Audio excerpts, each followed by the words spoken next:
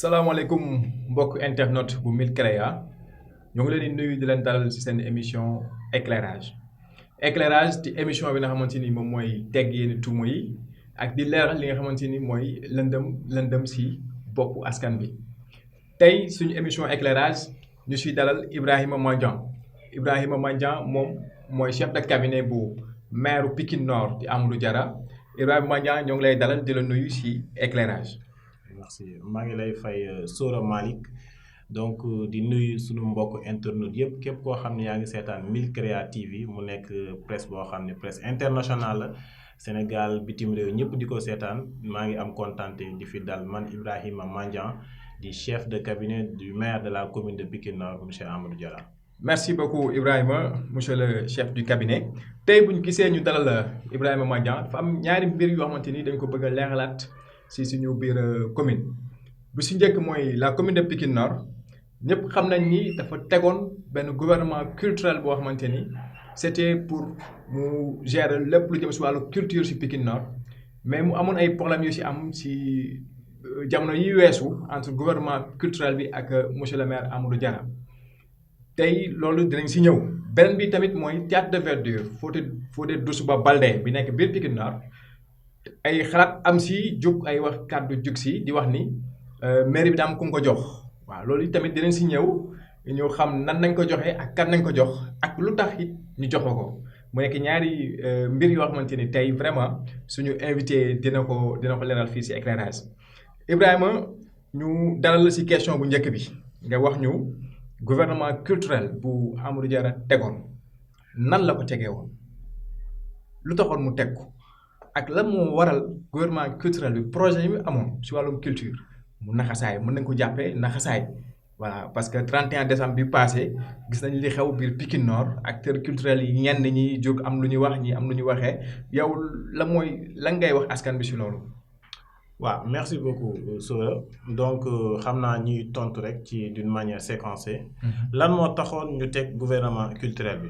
donc loolu ab vision la bi nga xam ni moom la le maire de la commune de Pikine Nord amoon depuis bi nga xam ni bi ñu faloo yaakaar naa la ñu njëkk a woote mooy le forum culturel ci forum culturel boobu dañu woowoon acteurs culturels ak le monde culturel bu nekk Pikine Nord pour ñu mën a wax saytu ñu xool nan la ñu war a doxalee ñun suñu bilan ci lu jëm ci wàllu culture mu année ba ca boobu année ci boppam ñu doxal ci 72 heures culturelles boo xam da doon wane nataalu Pikine waaye ñu teg ci ñaari at mu am rupture bi mu amee rupture nag donc maire war a jug donc yëkkatiwaat la nga xam ni moom mooy activité culturelle yooyu manqué woon ci commune bi ci kaw loolu mu gisoon ci ay ku ci mel ni sax Mansour Adek doon ko wax damaa war a sàcc ci yéen li nga xam ni moom mooy seen projet festivaleur bi mais entre temps mu xalaat ni donc lu nekk dafa am koo ko war a jox ci la xalaatee ni war na mën a teg li ñuy wax le gouvernement culturel de Pikine Nord ci gouvernement culturel boobu mu war a am un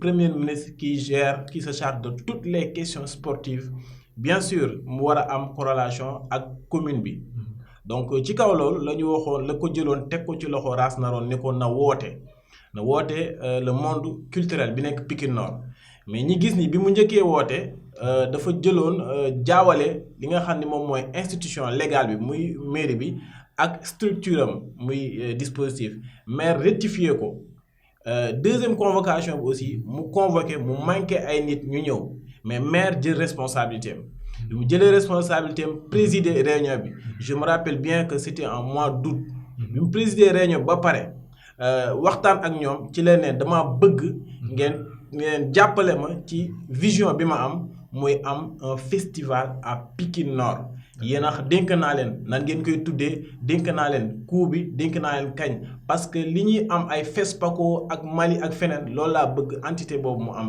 biir Pikine Nord. donc loolu moom mooy. vision bi amoon ci gouvernement culturel. Okay. Mais c'était pas une vision calée sur le 31 décembre. D'accord. donc loolu moo amoon. Maintenant. mais 31 décembre moo indi problème bi. 31 décembre moo indi problème et avant 31 décembre. donc loolu bi mu amee maa ngi lay wax ni mois d'août la woon réunion bi. effectivement maintenant ci la leen maire ne leen dem leen ngeen xalaat andil ma. août passé septembre passé octobre passé novembre ñu ñëw andi un projet bi ñu andee un projet soumettre ko maire imputé ñu projet bi man mii toog fii en séance tenante man Ras Naroon Cheikh Bey Mbaye Guèye ak Modou Saliou Niang ak keneen ko àndaloon Ras ñoo toog la première page waxuma page de garde bi ci toog je prends mon stylo je corrige la page plus de 40 fautes ma ne Ras mu ne projet bi baaxul quoi baaxul ma ne Ras mu ne ma ne projet bi koo bind lii dafa bëri ay fautes mu ne ma c'est vrai effectivement biñ ko doon bind c'était vers 3 heures du matin benn boy sax lañ joxoon muy bind ñuy xalaat muy bind dinañ ko revoir d'accord bi ñu demee entre temps revoir bi ci biir réunion bi sax ci la ñu ne ñoom 3 mois après 3 mois tegee après gouvernement bi si nañu doog a indi projet bi ba ñu indee projet bi ñu constaté ne projet bi baaxul ndax dafa bëri ay fautes ñu ne dañ koy revoiraat ok voilà ci biir loolu avant ñuy jugee foofu ñoom seen bopp moom Ras mu ne ma démb de réunion nañ sax mais nee nañu fii ba 31 décembre mënuñu fee def dara alors que projet bi ñu andi dañ cee mentionné woon date 31 décembre d'accord kon donc ñoom xam nañ ni distance mënul nekk parce que novembre la woon 31 décembre c'était à 1 mois voilà ok maintenant may fàttaliku rek parce que dafa am wax juy génn maire daf ñoo waroon jox 3 millions ak yu mel noonu effectivement loolu dafa mel ni gouvernement culturel bi bañ leen waxee ne dem leen ngeen indi projet c'est parce que am na benn budget 3 millions bu nekk sur place boo xam moo ngi toog di xaar indi leen projet ñu financé ko pour festival Pikine Nord ñoom loolu lañ jàppoon askan bu bari tamit loolu lañ jàppoon wala demeewul noonu. incompréhension la. ok parce que maire dafa ne leen. def leen projet man am na loo xam ne denc naa ko pour projet bi coût bu mu laaj ma def ko ci. bu dee 100000 bu dee 1 million bu dee 2 millions bu dee 3 millions. ok kon donc waxu leen ni. 3 millions yaa ngi fi ñëw leen ma jox leen ko. d'accord bu dee 100000 bu dee 10000 bu dee 3 millions. mu ngi sur place bu ngeen ñëwee ma jox leen ko. mais projet bi c'était pas un projet bancal maa ngi la koy fàttali léegi. ñoom seen bopp bi ñu xoolaatee xam ne affaire dafa am faute ñu ne dañuy dellu revoir ko. bi ñu delloo revoir ko. ñoom seen bopp distance bi. la ñuy wax ci seen groupe WhatsApp bi. parce que groupe WhatsApp bi ci lañ doon distribuer quelque. nekkoon lieu de concertation bi. voilà donc ci biir foofu la ñu amee problème ñoom entre. ñoom ak acteurs yi. léegi Ras ñëw man la gis en personne. ne ma man de dama bëggoon ñu am la possibilité suñuy réunion yeeg yëpp ñu koy defee au niveau du Théâtre Verdure je rappelle que je co-gère le Théâtre Verdure avec Papis Diallo. d'accord ma defal ko autorisation. bi mu demee maire validé ko. bu ñu demee ñu commencé après amaat problème ak Papis Diallo. par la suite la ñu ñëw expliquer maire foo toll ci affaire maire na ko fii léegi joxoo leen moo lu baax man mënuma cee àddu. d'accord peut-être mënatul woon xaar. mu woo ñenn comment dire yenn membre groupe bi. ñu commencé di fa waxtaan. maire bii ma gis de yaakaaruma ni dinañu financer li nga xam ne moom mooy projet bi te bu ko deful dinañu tooñ parce que moom sunu temps bi ñu ñàkk yëpp ak loolu embarqué ñenn ñi ñu ne dañuy génn def point de presse. et malheureusement ou heureusement en tout cas pour ñun malheureusement pour ñoom bi ñu def point de presse bi. comme li ñëpp constaté la plupart des membres n'y étaient pas. ay ña ca nekkoon aussi ñi ci bëri dëkkuñu Pikine Nord. y avait Ndeye Diarra mi dëkk Pikine Nord y avait Ras Naroon y avait Vemba te Vemba après il a rejoint l'autre groupe parce que jàpp na ni ñee la ñuy def du yoon. d'accord donc loolu moo andi woon problème bi entre ñun ak ñoom.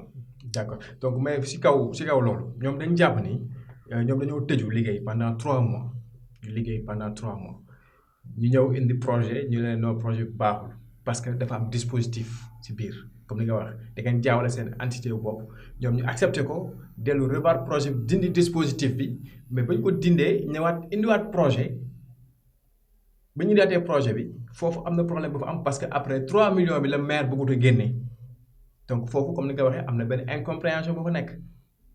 donc voilà. Est-ce que 3 millions boobu kese bu mooy problème wala est-ce que nekkul tamit comme ni mu ko waxee ñoom amuñu woon sax local bu ñu réunion parce que maire mënul taxawal lu mel ni gouvernement culturel te amuñu sax local bu ñu réunion ndax bañ demee Théâtre de Verdure ba ñoom jàpp nañ ni foofu gars yi jox ñu leen ko yaataluñu leen foofu noonu pour ñu mën fa réunion lu si ëpp kër Ras noonu demee donc foofu tamit nit ñoo ngi si xel ñaar daal voilà. en fait foofu li nit ñi di xel ñaar. et puis jàpp naa ne aussi il faut que nit ñi aussi demee ak seen sago ci genre question yooyu. bi ñuy wax yi nañ leen permettre ñuy réunir théâtre Verdure c'était pas pour que ñoom kese ñu occuper théâtre Verdure ba keneen ku fa am soxla doog fa am. D'accord. Il faut que les choses aussi soient claires. Parce que nekkul ñoom moom théâtre Verdure dafa am ñeneen ñu fa nekk. ñoom dañu ko bëggoon occuper quoi. dañ ko bëggoon occuper à 100%. loolu mooy seen problème ak Papis Diallo. D'accord. Et Papis aussi quoi qu'on puisse dire c'est le directeur du théâtre Verdure moom xam na programme ba fa nekk. xam na kañ ak kañ la leen war a mën a prioriser. D'accord. maintenant ba ca topp. est-ce que maire daf leen a bañoon jox wala. donc waroon financer programme bi financé wu ko ci déggin. dafa waroon financer programme bi mais le programme n'était pas un programme bancable. je te l'ai dit dafa am ay fautes dafa am ay erreurs ñoo mënul woon xaar. et ci njëlbeen maa ngi la doon wax ni ñun on n'avait pas une vision du 31 décembre. on avait une vision élargie boo xam ni dañoo soxla un festival digne de son nom. comme ñu am ay FESPACO ak feneen. ñu concurrencer ak ñoom. maintenant programme 31 décembre jox leen. et ci biir programme 31 décembre boobu aussi ñun xaaroon nañ ko. mais c'était pas que ñu def programme 31 décembre dem toog. D'accord. on avait une vision. D'accord léegi gis nañ gouvernement culturel bi kenn ku dénkoon bi Rass naroon nekk un acteur culturel Pikine Nord. donc mën nañ ne seen relation ak moom culturellement rompre na mais bon ce 31 décembre gis nañu mairie Pikine Nord organisé na Pikine Nord en fait aussi am na ñeneen ñu mu ko jox est-ce que ñun lan lañ mën a jàpp waa Pikine Nord gouvernement culturel boobu ça existe toujours ci dynamique boobu ngeen amoon ba léegi wala dafa taxaw. quoi qu'on puisse dire. mooy que gouvernement culturel bi. c'était pas que Rass naroon liñ jiital. su fi nekkatul doo amati. D'accord loolu moom irresponsabilité la sax maanaam du ñu jël suñu responsabilité. beneen bi pour te rassurer que le gouvernement culturel dina fi nekk di fi continuer nekk même su fekkee maire dafay jógee keneen ñëw fi kooku bu bëggee mën na continuer gouvernement culturel boobu parce que c'est la vision qu'on a avec les gouvernements de quartier. D'accord. Maintenant on a un problème avec Rass naroon. Oui. Il faut le dire. Et les acteurs qui sont avec lui, les acteurs culturels yi nekk ak moom aussi. Ouais, en fait, parce que quand le problème a eu lieu, ñoom en fait Rass ak ñi mu àndal gisee nañ ni ñoom il faut coûte que coûte ñu def dara et que li ñuy def peut-être xaaratuñ ko ci maire bi parce que amatuñ ci moom yaakaar. D'accord. ñu dem seeti feneen. kenn du leen ko tere. De la même façon que ñun aussi chaque année ñu def au niveau de la place publique Loul Diop. ñu révolutionner Pikine ne kenn dootul génnati naan da ngay dem defi 31 décembre de 12 heures de minuit. dañ koy on a notre place de l'indépendance qui est la place Loul Diop. ok ñu ne kon donc waruñoo yam ci taal pétale rek il faut que chaque année ñu yokk. ci lañ gisee ni est-ce que duñu def benn mini méga concert. après maire ne lépp lu muy def aussi day woo acteurs culturels yi boole leen ci. D'accord. ci moom ak groupe am dem nañ mënuñu leen woo ñu woowee ñeneen ñi nga xam ne ànduñoo ak moom ci gis-gis boobu. D'accord. dénk leen programme boobu ñooñu dem ba gis ni war nañ passer méga concert mais concert bu mag et puis ñëpp gis nañ ko. concert bu réussi la. mu am loo xam ne vraiment Pikine Nord musu ko woon am. puis ñu am ko ci 31 décembre bi. ñëpp félicité ci le maire de la commune. Effectivement donc la vision de gouvernement culturel ça continue day continuer parce que yamul woon rek ci 31 décembre bi donte amoon ay coow yu ci nekkoon mais yaakaar naa léegi li ko waral exactement coow boobu leer na bon mais ku wax gouvernement culturel wax lieu culturel Pikine Nord lieu culturel bi mu am ñëpp xam ko muy théâtre de verdure bu Pikine Nord alors naka la maire bëgg a taxawale gouvernement culturel pour Pikine Nord artistes yi yëpp war see nekk acteurs culturels yëpp war see nekk te lieu culturel bi nga xamante ni foofu la ñu waroon di exprimer wu di def seen i activités actuellement ñoo ngi dégg ni monsieur le maire da ko joxe est-ce que mën nga ñëw si loolu théâtre de verdure Fodé Doussouba dañ ko joxe wala joxe wuñ ko. alors théâtre verdure pour wax ci foofu dama ciy kontaan parce que ñun bi ñuy ñëw ci sunu gestion 2014 yow ak keneen ku dëkk Pikine Nord mën nañoo témoin wala ñu jël le directeur de théâtre verdure bi ne parce que moom bi mu fay ñëw c'était en 2014 6 mois avant ñuy ñëw. D'accord. dépotoir la woon. ok fu ñuy këpp mbalit lépp kenn mënatul woon fréquenter théâtre verdure. ñu ñëw trouver un financement defar théâtre verdure ba ñu ci mën a ba mu opérationnel. ñu doxaat tuuti ay jëmmi jamono ñëpp gis théâtre verdure état de délabrement bi mu nekk. ñu gis ni wax dëgg yàlla Pikine Nord war na mën a am ay en fait benn lieu boo xam ne lieu culturel la boo xam ne bu mucc ayib la ci biir loolu maire amoon fi ñaari yoon benn convention bu mu signé woon ak ay privé mais convention yooyu mujjul antu. d'accord ba ci mujjanteel bi nii mu am benn convention boo xam daf koo signé ak benn privé boo xam dafa yor entreprise bu tudd MECC après dinañ ci ñëw. d'accord donc ci kaw loolu ñu ñenn ñi jàpp ni dañoo jël théâtre Verdi bi jox ko ab privé pendant 15 ans. effectivement ci clause convention clause contrat yi. moom mooy partenariat bi nga xam ne moom la ñu am ak ñoom. moom mooy partenaire bi. day ñëw andi alalam. day ñëw andi xaalisam. defar théâtre Verdi bi na mu war a mel ba mu jeex tàkk dërëmu Pikine Nord du ci dugg. dërëmu commune Pikine Nord du ci dugg. dërëmu commune Pikine Nord du ci dugg. partenaire MECC moom moo koy defaraat. moo koy defaraat donc joxe nañ théâtre Verdi bi. joxe nañ théâtre Verdi pour le moment liggéey bi commencé na dafa mel ni rek autoroute à péage bi ñu koy defar. dërëmu état Sénégal demu ci. ñu defar ko ba pare. war a récupérer seen xaalis. d'accord moom mooy construire ba pare. exploiter ko. ok donc ci kaw loolu lañ toll muy partenariat boobu. maintenant li ci am. ci biir convention bi nga xam ni moom moo am. ak MECC. mooy que ñooñ bu ñu jëlee seen xaalis dugal ko. ñu ngi naan coût bi ñaata la il est normal que ñu laaj coût bi parce que vraiment ay administré lañ. mais may fàttali ko rek nature convention bi. muy BOT. mooy Build Operate and Transfer. d'accord maanaam ki nga xam ni moom mooy yor alalam mooy ñëw. financer. d'accord liggéey. fay lépp après nag ci transfert bi. ñu séddoo pas ñu séddoo sax mais mu jël la mu moom. ñu jël la ñu moom. d'accord alors donc loolu aussi mu ngi toll ci coût boo xam ni première tranche bi mu ngi toll ci 160 millions. 160 millions yi. ci et aussi théâtre Verdi duñ ko defar rek bàyyi ko noonu dañ koy équiper. te instant bi ki nga xam ne moo ko war a équiper dem na Dubaï pour indi ji matériel yi. d'accord alors donc premier coût bi mu ngi toll ci 160 millions. mais nag liggéey bi comme wax nañ ni exploitation bi dafay dem ba 15 ans. munoo defar ba pare bàyyi ne fii ak 15 ans dara du yàqu. nga ne fii ak 15 ans doo defar dara moo tax deuxième tranche bi mooy tranche 40 millions. alors coût yooyu yëpp boo ko boolee moo ne coût 200 millions. d'accord alors pourquoi on n'a pas pris l'argent du contribuable pour defaree ko li nga xam ne mooy théâtre Verdi à hauteur de 200 millions. C'est une question que les gens doivent se poser. Parce que li ci ëpp solo moom mooy ñun suñu budget musul yegg 600 millions. d'accord dañuy am projet de budget ñëpp xam nañu budget projection la. mën nga projeté ne mën naa am jàpp naa daa am 800 millions. fekk doo fa yegg maanaam doo recouvrer lu toll noonu.